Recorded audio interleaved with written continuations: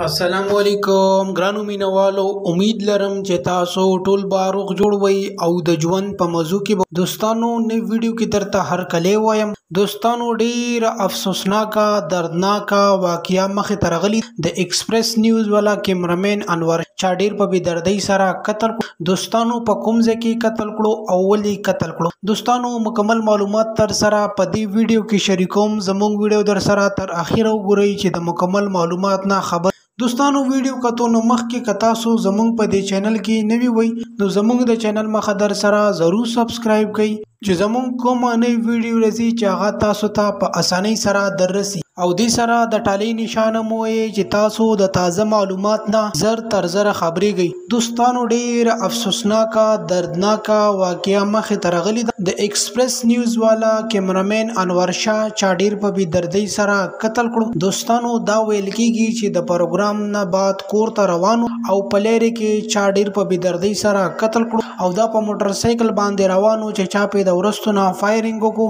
او د هغې نه بعد دا قتل شو او بیا خلکو راوچت کړل اسپتال ته وړل خو د حالات ډیر زیات خراب وو د هغې نه بعد بیا کور ته راوړل او